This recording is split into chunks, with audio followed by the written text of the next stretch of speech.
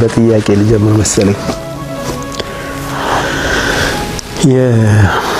የአካላችን አላህ እኛ ላይ የዋለውን ውለታ በጥልቀት አስበን አመስግነን እናውቃለን?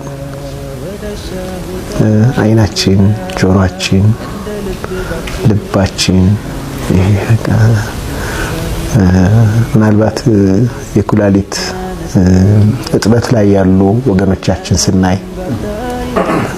ፌለር ላይ ሆነው ለሕክምና ሚሊየንስ የሚጠየቁ ሰዎችን ስናይ ስለ ኩላሊታችን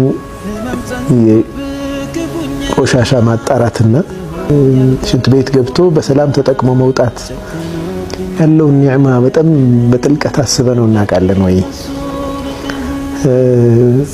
በጣም በርካቶች መኖሪያ ቤት አጣው ፕላስቲክ ወጥረው ጎዳና ላይ ወድቀው ያሉ ወገኖቻችን ስናይስ ያማረ ቤተ መንግስት ውስጥ እየኖርን እንደሆነ ሲንስ አድርገናል ወይ? ቤታችንን በልጆቻችን ተከበን የህፃናት ሳቅ ስናደምጥ ይህንን ያጡ ወገኖቻችንን አስበን ኒዕማውን ሲንስ አድርገናል ወይ? ሐቂቃ ቁጭ ብለን እያንዳንዳችን አላህ ለኛ የዋለልንን ኒዕማ ብንዘረዝር እንችላለን ወይ?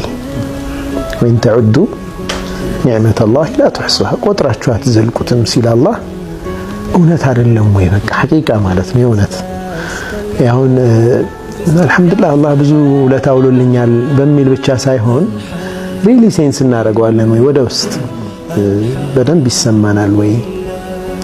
ብዙዎቻችን የምናደርገው አይመስለኝም። ብዙ ጊዜ ስለተቸገርነው ነገር ነው የምናወራው። አላህ ስለሰጠን ነገር አናስብም። ስለጎደለን ነገር ነው የምናወራው። የሰጠን ግን በጣም ብዙ ነው።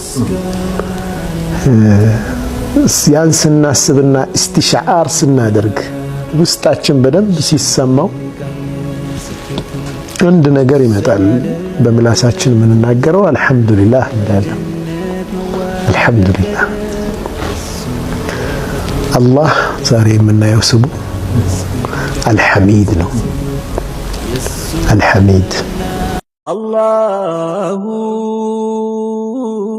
የኔ መመኪያ መጠጊያ ቤቴ